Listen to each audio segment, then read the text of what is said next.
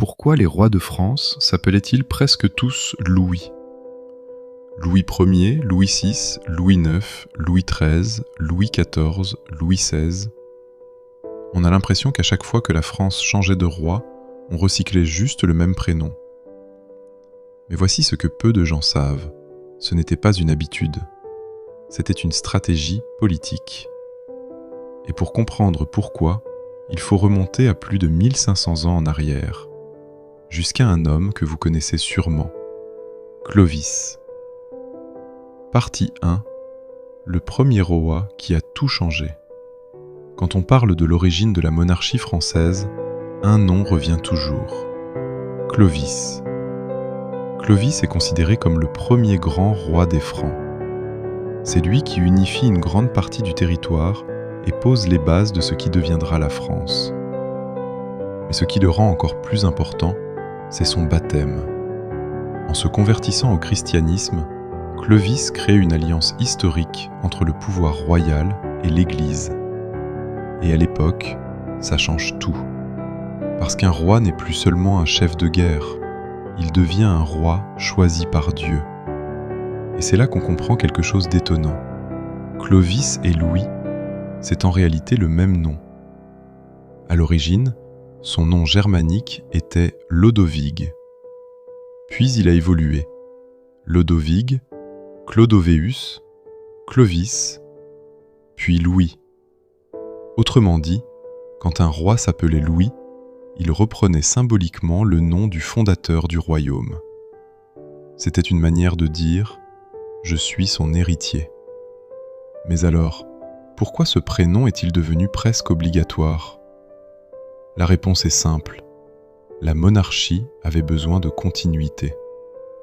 Partie 2. Le prénom comme outil de pouvoir. À partir des Capétiens, la logique change. Le pouvoir devient héréditaire. Et dans une monarchie, la stabilité est essentielle. Le peuple, les nobles, l'Église, tout le monde doit croire que le pouvoir est solide. Et pour ça, le prénom joue un rôle énorme. Quand un prince devient Louis, il ne commence pas de zéro. Il hérite immédiatement de tout ce que les anciens Louis représentaient. Le prénom devient une garantie, une sorte de certificat de légitimité.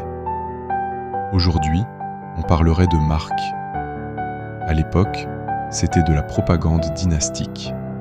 Mais il y a un roi qui va rendre ce prénom encore plus puissant. Un roi qui va transformer Louis en symbole sacré.